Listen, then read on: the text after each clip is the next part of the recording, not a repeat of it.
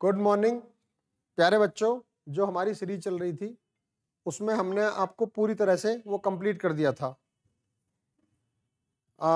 हमारा एंशियंट जो हिस्ट्री है, जो प्राचीन भारत है, वो हमने इसमें कंप्लीट कर लिया वन लाइनर सीरीज के। तो आज मध्यकालीन भारत में हम सल्तनत पीरियड शुरू कर रहे हैं और सल्तनत पीरियड से काफ़ी क्वेश्चन आते हैं। बार बार आप वीडियो को देखते रहिए, ये आपका टीजीटी पीजीटी असिस्टेंट प्रोफेसर और वनडे एग्जाम में बहुत काम आएगी। चलिए शुरू करते हैं।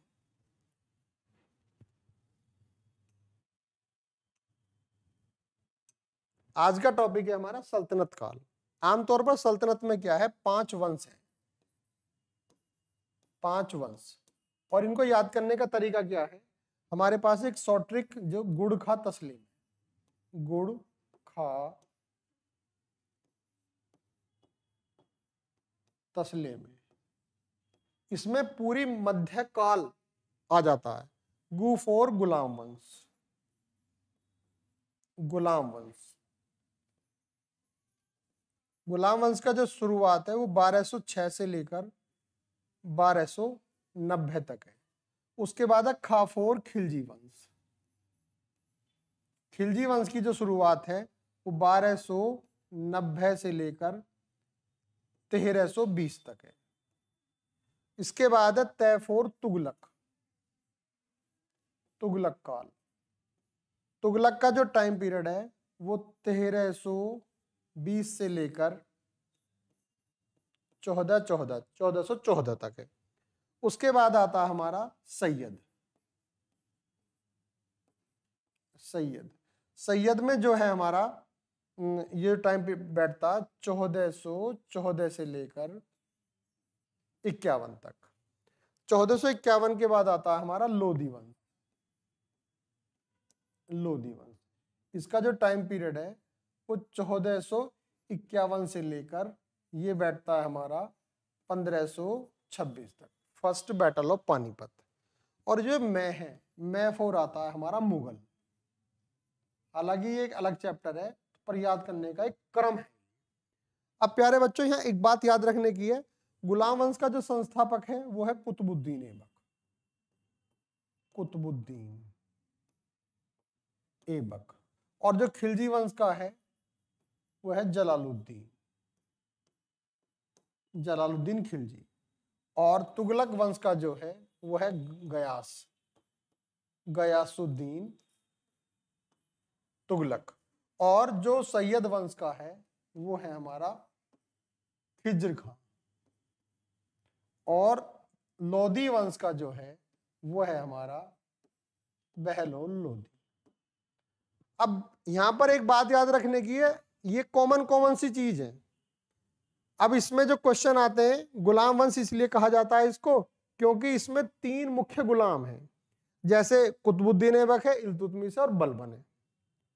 खिलजी वंश में जो राजा हैं मुख्य रूप से, जैसे आपका पहला आपका जलालुद्दीन खिलजी हो गया, दूसरा आपका अलाउद्दीन खिलजी हो गया, और तीसरा आपका कुछ समय के लिए उमर हो गया, छोटा बच्चा है, और उसके बाद कुतुबुद्दीन मुबारक खिलजी हो गया, और उसके लास्ट में खुसरो शाह कुछ समय के लिए, कुछ चंद दिन के लिए, जो खिलजी वंश का नहीं है। ऐसी तुगलक में जो क्वेश्चन आते हैं खासता, पहला आपका जीएसटी गैसुद्दीन तुगलक, दूसरा एमबीटी मोहम्मद बिन तुगलक, तीसरा एफएसटी फिरोज शाह तुगलक। बाद में जो लेटर आते हैं वो कमजोर राजा आते हैं। सैयद में जो आते हैं इसमें 4 राजा हैं हमारे, जो सारे शाह हैं, मोहम्मद शाह, मुबारक शाह, पहले खिज्र खां है, फिर मुबारक शाह, फिर मोहम्मद शाह है और आलम शाह है। और लोधी में आप एक शॉर्टकट याद रखेंगे, बीएससी, बीएससी, बहलोल लोधी, सिकंदर लोधी और E, BSE, E for Ibrahim Lodi. ये इसमें 3 राजा आते हैं। अब इससे संबंधित जो भी क्वेश्चन आते हैं, तो हमने वन लाइनर सीरीज ली है इसके लिए, उसमें इस अलग अलग वंश के जो जो इंपॉर्टेंट क्वेश्चन है वो लिए हैं। अब चलिए हम उनको डिस्क्राइब करते हैं। पहला क्वेश्चन है, मोहम्मद गौरी विजयी प्रदेशों की देखभाल के लिए किस विश्वसनीय जनरल को छोड़कर गया था? तो देखो, एक याद रखने की बात है, आंसर है इसका कुतुबुद्दीन ऐबक। लेकिन एक बात याद रखो, गौरी के जो गुलाम थे, गौरी ने अपना साम्राज्य एक तरीके से बहुत अच्छी तरह विस्तार किया था।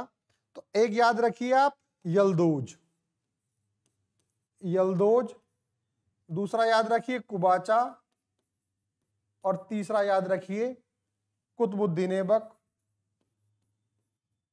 कुतुबुद्दीन।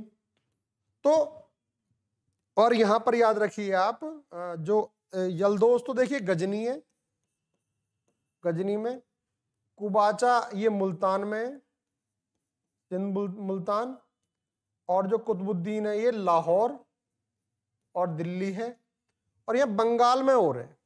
बंगाल में जो आता है ये ये आता है आपका बख्तियार खिलजी करके कुछ है, अभी मैं देख के बता दूंगा आपको। तो ये जो चार है, मेन बात जो बताने की है, ये जो कुतुबुद्दीन है ये भारत का साम्राज्य इसके हाथ में आता है, ये साम्राज्य भारत का आ गया, इसमें कुबाचा पे मुल्तान चला गया, गजनी इस पे चला गया और बंगाल अलग चला गया। तो ऐसी स्थिति में यहाँ का जो साम्राज्य संभालता है वो कुतुबुद्दीन ऐबक है।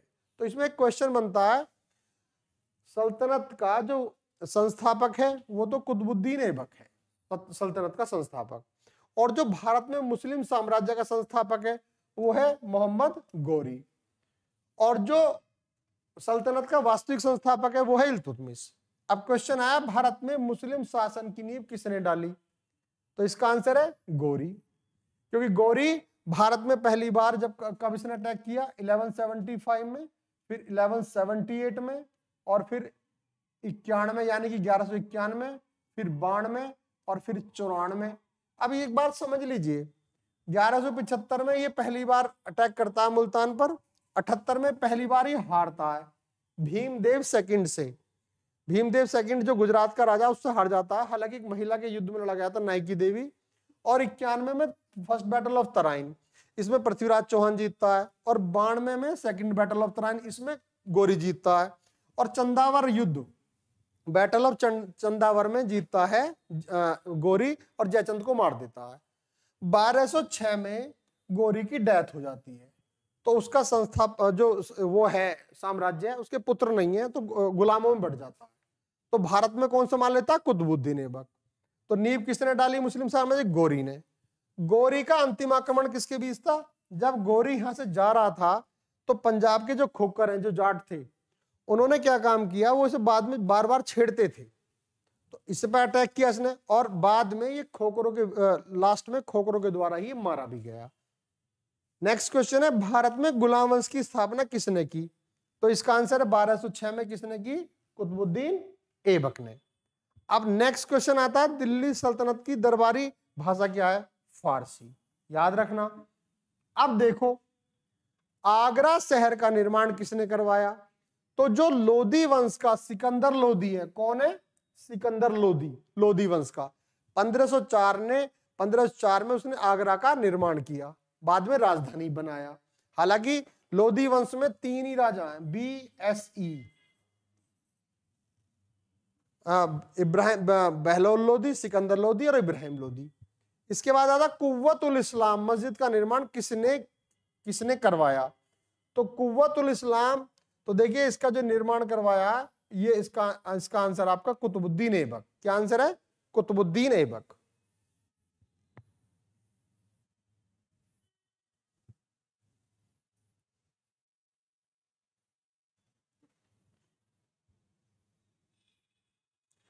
कुव्वतुल इस्लाम ये मस्जिद है एक तरीके से, जो जैन मंदिर थे और उनको तोड़कर बना दिया गया था, तो बाद में मस्जिद का रूप दे दिया। किस सुल्तान की मृत्यु चौगान खेलते हुई, चौगान खेलते हुए जो मृत्यु हुई है कुतुबुद्दीन ऐबक की हुई है, और ये मृत्यु 1210 में हुई है।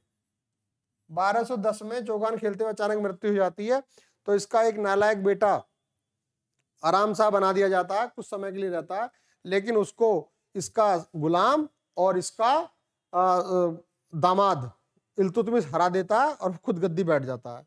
कुतुब मीनार कहां पर है, दिल्ली में है। कुतुब मीनार की शुरुआत किसने करवाई है, कुतुबुद्दीन ऐबक ने, और उसे पूरा किसने करवाया, इल्तुतमिश ने। क्वेश्चन लगातार उसी दृष्टिकोण से है। फिर एक बात और याद रखेंगे, अगर क्वेश्चन कहेंगे कि उसकी 5वीं मंजिल किसने बनवाई थी, तो फिरोज शाह तुगलक ने, और फिर बाद में उसकी मरम्मत किसने करवाई थी, तो सिकंदर लोधी ने भी उसकी एक बार मरम्मत करवाई है। रजिया सुल्तान किसकी बेटी थी, रजिया सुल्तान इल्तुतमिश की बेटी थी और एकमात्र महिला शासिका दिल्ली की। किसके शासनकाल में सबसे अधिक मंगोल आक्रमण हुए? अलाउद्दीन खिलजी। अलाउद्दीन खिलजी के पास लगभग 4,75,000 या 5 लाख के आसपास सेना थी, जिसने उसने बहुत अच्छी तरह से किया। अलाउद्दीन खिलजी के 4 सेनापति हैं। आपने देखिए एक नाम मलिक काफूर का नाम सुना होगा। मलिक काफूर जो साउथ की विजय देखता है। एक आपका जफर खां है, जफर खां जो मंगोलों से लड़ता है, मंगोलों से लड़ते हुए मारा जाता है। एक उलुग खां है, उलुग खां। अब यहां एक नुसरत खां चौथा। एक बात याद रखने की है कि मलिक काफूर साउथ की विजय देखता है, जफर खां मंगोलों के खिलाफ लड़ता है। मंगोलों में उसका बड़ा खौफ है और मंगोलों के बारे में कहा जाता है मंगोलों के जो घोड़े हैं वो जफर खां के डर की वजह से पानी नहीं पीते। और नुसरत खां रणथंबोर में मारा जाता है। तो ये चारों सेनापति, 3 सेनापति अलाउद्दीन से पहले ही मारे जाते हैं, जबकि मलिक काफूर बाद में मारा जाता है। सांकेतिक मुद्रा का चलन किसने किया?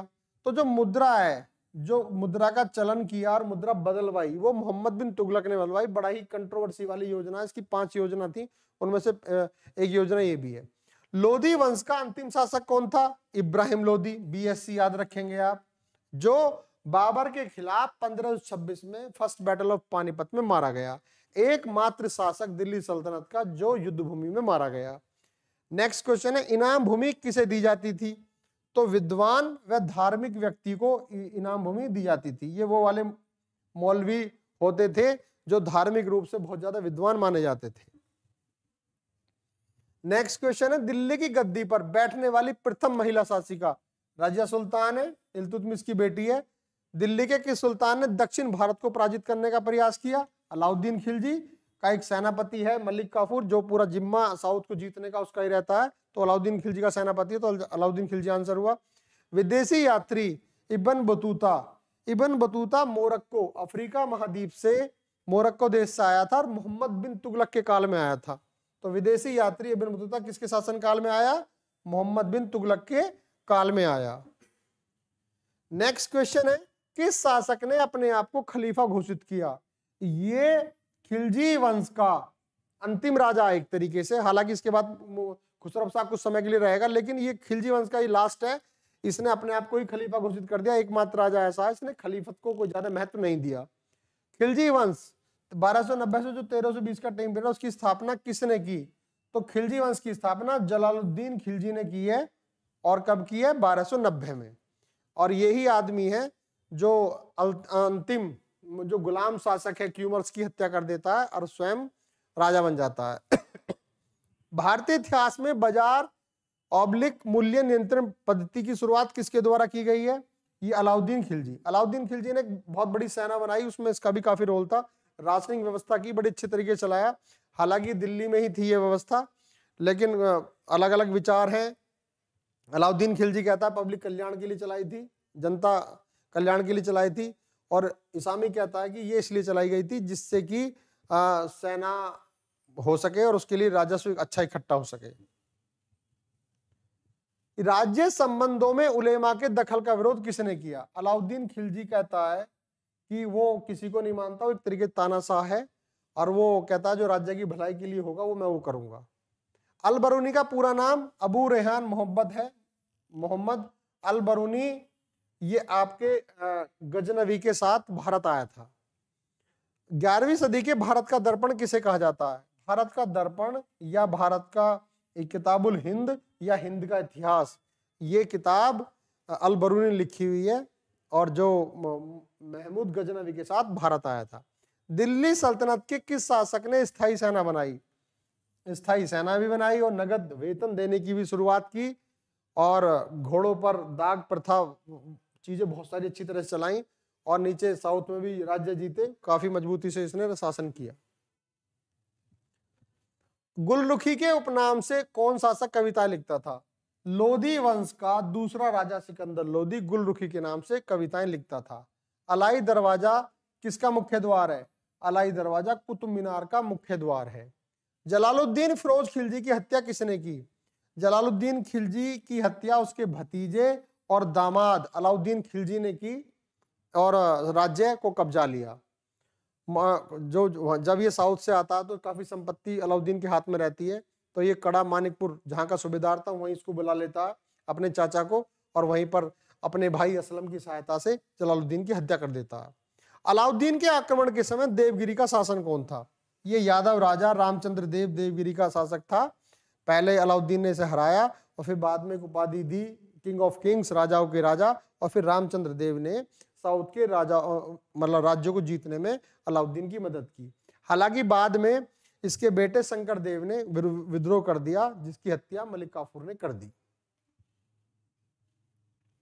सल्तनत काल में भू राजस्व का सर्वोच्च ग्रामीण अधिकारी, ये जो उपाधि मलिक की है, ये सर्वोच्च ग्रामीण अधिकारी था। तैमूर लंग ने भारत पर आक्रमण कब किया? 1398 में। तैमूर लंग, लंग मतलब लंगड़ा, इसका एक पैर लंगड़ा था और इसका एक कंधे ऊंचे नीचे थे। जब इसकी डेड बॉडी से उखाड़ा गया था तब ये सब चीजें पता लगी। और ये ऐसा व्यक्ति था कि लाशों के ढेर लगवाता था। इसने संसार की बहुत बड़ी मात्रा में पूरे लोग मार दिए थे और लाशों के ढेर को देखकर ये बड़ा खुश होता था। अजीब ही पर्सनैलिटी था। किस सुल्तान के दरबार में सबसे अधिक गुलाम थे? फिरोज शाह तुगलक के दरबार में सबसे अधिक गुलाम थे और फिरोज शाह तुगलक ने दीवाने बंदगान के नाम से गुलामों के लिए अलग से एक डिपार्टमेंट बनाया। बेरोजगारों को रोजगार किसने दिया? जब सबसे ज्यादा इसके में थे, डिपार्टमेंट बनाया तो रोजगार भी दिया गया। किस शासक को भारत के इतिहास में बुद्धिमान पागल, यानी कि बुद्धिमत्ता का पागलपंथी का मिश्रण, अजीबोगरीब बहुत सारी उपाधियां दी गई हैं। मोहम्मद बिन तुगलक को बहुत ही पढ़ा लिखा राजा था, अपने समय से बहुत ज्यादा एडवांस था। 5 योजनाएं चलाई, 5 की 5 फेल हुई। और आजकल अगर कोई राजा या प्रधानमंत्री कोई एकदम फरमान जारी कर देता तो तुगलकी फरमान इसी के नाम पर कहा जाता, कहावत बन गई तुगलकी फरमान।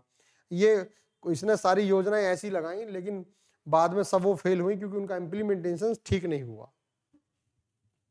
नेक्स्ट क्वेश्चन है कौन सा शासक अपनी राजधानी दिल्ली से दौलताबाद ले गया? तो ये भी मोहम्मद बिन तुगलक ही है। इसने मुद्रा बदली, इसने राजधानी बदली, कराची में अभियान चलाया इसने, और 2 योजना उसमें जो आपका दोआब था उस पर कर वृद्धि कर दी। बिना सोचे समझे कार्य हुए थे, तो इसलिए इसको कहा गया कि तुगलकी फरमान। और इसने अपनी राजधानी दिल्ली से दौलताबाद। हालांकि कुछ लोग ये भी कहते हैं कि भाई बहुत बुद्धिमान राजा था, तो क्योंकि दिल्ली तो बॉर्डर पे थी तो इसलिए खतरा था, तो ये राजधानी यहाँ ले गया दौलताबाद जिससे सुरक्षित रहे। हालांकि ऐसा अलग अलग इतिहासकारों का मानना है। नेक्स्ट क्वेश्चन है तुगलकनामा की रचना किसने की? अमीर खुसरो ने। अमीर खुसरो ने 8 राजाओं का कार्यकाल देखा था और उसी ने तुगलकनामा किताब लिखी। अमीर खुसरो ने किस भाषा के विकास में अग्रणी भूमिका निभाई? तो खड़ी बोली में अमीर खुसरो की भूमिका निभी मतलब काफी थी। और अमीर खुसरो को तोताए हिंद भी, हिंद का तोता कहा जाता है। भारत में पोलो का खेल शुभारंभ किसके समय में आया? ये तुर्कों के समय में पोलो का आया। पोलो या चोगान, जिसको खेलते हुए कुतुबुद्दीन ऐबक की डेथ हुई थी। कौन सा शासक दान दक्षिणा में अधिक विश्वास रखता था? उसने दीवाने खैरात, देखिए जैसे दीवाने बंदगान बेरोजगार के लिए चलाया, दीवाने खैरात दान में बहुत सारे बाग लगवाए, कुछ अलग ऐसा ही था ये फिरोज शाह तुगलक। तो दीवाने खैरात जो डिपार्टमेंट था वो फिरोज शाह तुगलक ने बनाया। किस संगीत यंत्र को हिंदू मुस्लिम गान का सर्वश्रेष्ठ यंत्र माना गया है? तो सितार को सर्वश्रेष्ठ यंत्र माना गया है। संगीत की हिंदुस्तानी शैली के जन्मदाता अमीर खुसरो हैं। अमीर खुसरो का अपने आप में बहुत बड़ा नाम है, बहुत सारी किताबें लिखी हैं और 8 राजाओं का कार्यकाल देखा है। संगीत की कव्वाली शैली के जन्मदाता भी अमीर खुसरो हैं। अनुकूल परिस्थितियां होने पर भी गुलाम वंश के शासक अपने साम्राज्य का विस्तार क्यों नहीं कर पाए? देखिए अनुकूल परिस्थितियां थी, गुलाम वंश के शासक क्यों नहीं कर पाए? क्योंकि उस समय मंगोलों के आक्रमण का बहुत ज्यादा भय था। इनके पास बहुत सारी बड़ी सेना थी, बहुत हबशी टाइप के लोग थे। बाद में अलाउद्दीन खिलजी के पास बहुत अच्छी सेना थी, इसीलिए रोक भी लिया था। अगर सेना थोड़ा कमजोर होती तो शायद ये भारत पर ही अटैक मतलब ये कब्जा कर सकते थे। किस शासक को द्वितीय सिकंदर या सिकंदर सानी कहा जाता है? सिकंदर वो अलाउद्दीन खिलजी को कहा जाता है। सिक्कों पर खलीफा का नायब किस सुल्तान को माना गया है? तो आंसर क्या है? फिरोज शाह तुगलक। सिक्कों पर खलीफा का नायब किस सुल्तान को माना गया? फिरोज शाह तुगलक को। 2.5 दिन का झोपड़ा नामक मस्जिद किस शासक ने बनवाई? 2.5 दिन कुतुबुद्दीन ऐबक ने बनवाई। 2.5 का मतलब 2.5 दिन। 2.5 दिन में ही मंदिरों को थोड़ा सा बाहर से चेंज करके बना दिया गया, ऐसा इतिहासकारों का मानना है। कौन सा शासक स्वयं को ईश्वर का अभिशाप कहता था? ईश्वर का अभिशाप बहुत बड़ा अच्छा क्वेश्चन है। चंगेज खान बहुत बहुत बड़ा ताकतवर राजा हुआ है, एशिया में अपना परचम लहराया इसने, तो इसे ईश्वर का अभिशाप कहा गया है। मध्यकालीन भारतीय राजाओं के संदर्भ में फिरोज तुगलक के शासन की विशेषता क्या थी? गुलामों के अलग विभाग, दीवाने बंदगान की स्थापना। दीवाने बंदगान यानी कि आज तक इतिहास में कहीं नहीं हुआ कि गुलाम लोग थे उनके लिए अलग डिपार्टमेंट बनाया जाए, उनको अलग से रोजगार दिया जाए, तो ऐसा मोहम्मद ये फिरोज शाह तुगलक के समय में हुआ था। दिल्ली का वह सुल्तान जिसने भारत में नहरों का जाल बिछवाया, ये भी फिरोज शाह तुगलक था। हालांकि शुरुआत गयासुद्दीन तुगलक के द्वारा की गई थी, लेकिन जो सबसे ज्यादा नहरें वो इसके समय में हुई है, फिरोज शाह तुगलक के। किसके कहने पर अलाउद्दीन खिलजी ने सिकंदर के समान विश्व विजय की योजना को ठुकरा दिया? आंसर है अलाउल मुल्क। अलाउल मुल्क दिल्ली का कोतवाल था। आमतौर पर अलाउद्दीन को कोई सलाह नहीं दे सकता था, एक तरीके तानाशाह राजा है, लेकिन ये इसका मित्र भी था। तो उसने कहा था सिकंदर के समान विश्व विजय की योजना को ठुकरा दिया और एक धर्म वाली बात को भी ठुकरा दिया था। तो अलाउल मुल्क की बात ये मानता था, ये बात मान भी ली गई थी।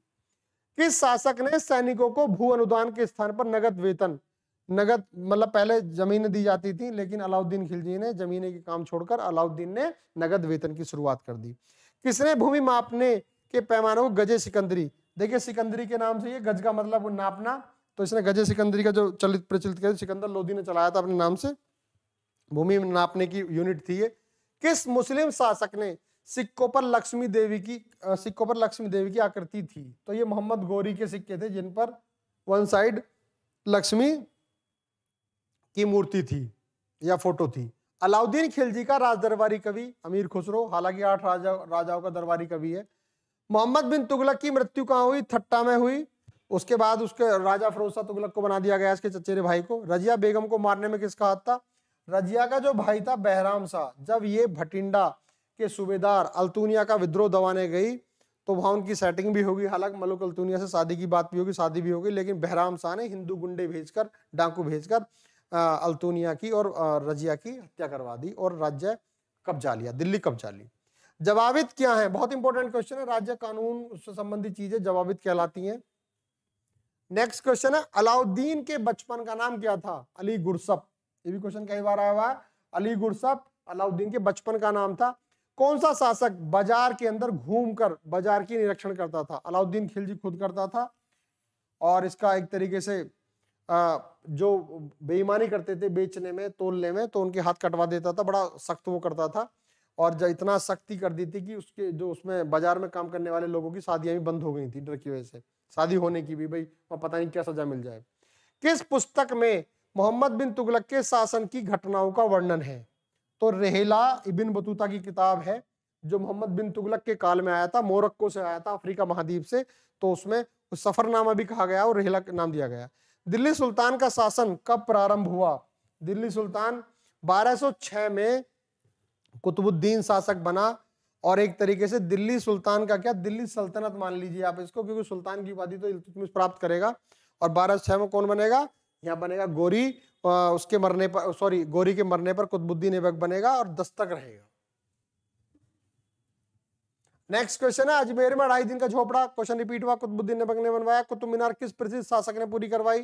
देखो भाई, कुतुबुद्दीन ने शुरू करवाई, इल्तुतमिश ने पूरी करवाई, फिरोज शाह तुगलक ने 5वीं मंजिल टूट गई थी वो ठीक करवाई, और बाद में सिकंदर लोदी ने उसकी मरम्मत करवाई। दिल्ली के सुल्तान का पद संभालने से पहले बलबन किस सुल्तान का प्रधानमंत्री था? तो ये नसरुद्दीन का था। नसरुद्दीन की मतलब बलबन ने अपनी बेटी की शादी भी इसके साथ कर दी थी, और उसके बाद फिर नसरुद्दीन के बाद बलबन ही शासक बन गया, निरंकुश शासक बना था, मतलब दिल्ली कब्जा ली। नियमित मुद्रा जारी करने वाला और दिल्ली को अपने साम्राज्य की राजधानी घोषित करने वाला दिल्ली का प्रथम सुल्तान, देखो इल्तुतमिश है। इल्तुतमिश से पहले कुतुबुद्दीन ऐबक है, कुतुबुद्दीन की राजधानी लाहौर थी, और जैसे 1210 में उसकी डेथ हुई तो बाद में ये बना, और 1210 से 1236 तक रहा, और उसमें फिर दिल्ली को पहली बार राजधानी बना ली गई। सुल्तान का टाइटल भी इसने अडॉप्ट किया, तो इसलिए पहला सुल्तान इसी कहा जाता है। हालांकि उससे पहले सुल्तान की अगर बात करें तो मोहम्मद गजनवी को भी कहा गया है, गजनवी को। चंगेज खान ने जलालुद्दीन का पीछा करते हुए, देखिए जलालुद्दीन का मतलब जलालुद्दीन मांग बरनी, इसका पीछा करते हुए कौन आ गया?